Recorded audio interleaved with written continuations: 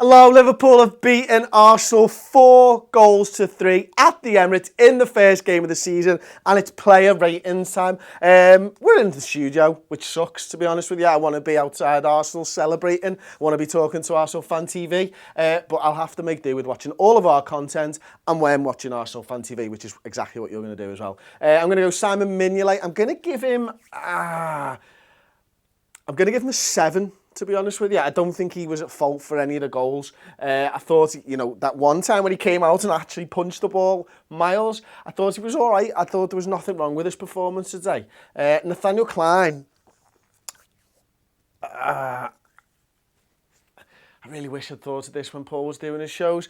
I'm going to go with a 6. I thought there was a couple of times he was caught out of position for their goals, to be honest with you. I know we got an assist, but the fact of the matter is, he was positionally quite poor defensively. I think when you look at that assist, it's fucking outrageous. But, yeah, you know what? Rightly or wrongly, I'm going to give him a 6.5 then. Lovren, I'm going to give him a 7. I thought he was really good again. There's nothing he can do about the one that goes off his foot and past Mignolet, his near post. Ragnar Klavan, I'm going to give him a 7.5.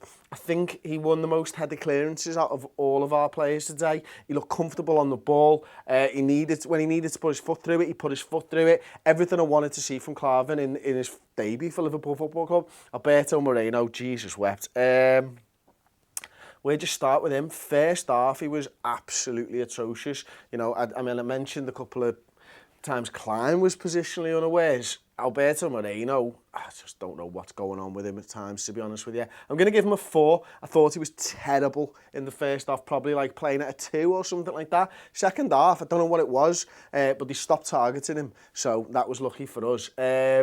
He was all right second half, to be perfectly honest with you. He does good things, but his bad things so outshine the good that he does.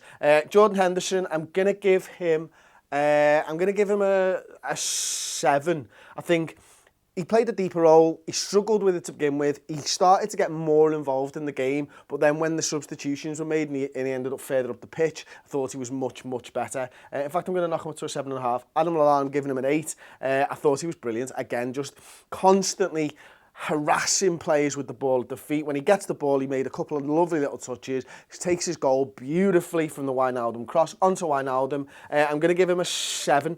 I think that the game kind of passed him by for large portions of it. But again, a truly fucking brilliant assist to spot Lallana's run.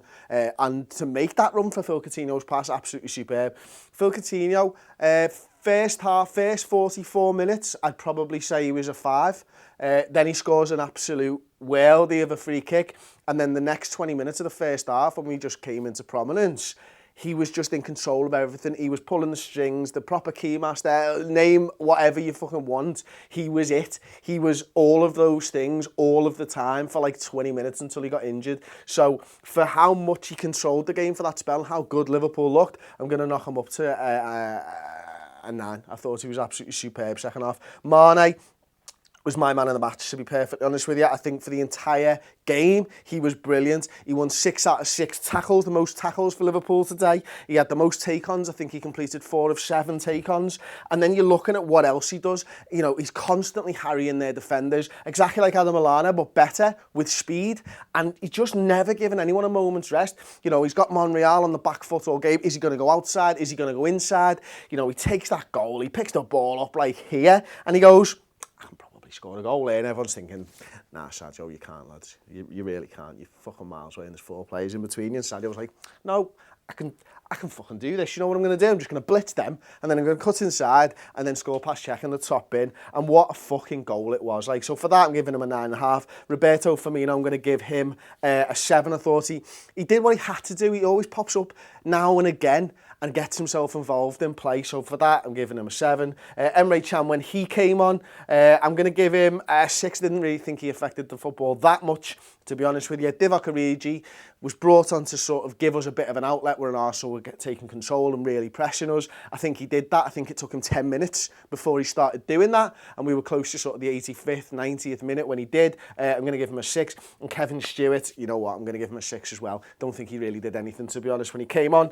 But there you go. All that matters really at the end of the day is that you don't think I'm sly on Clarny for giving him a 6.5. And that Liverpool won 4-3 at the end of the day. Look, I thoroughly enjoyed that. I've enjoyed doing player ratings. It's nice to be back talking about the proper footy, and hopefully Liverpool go on to bigger and better things this season.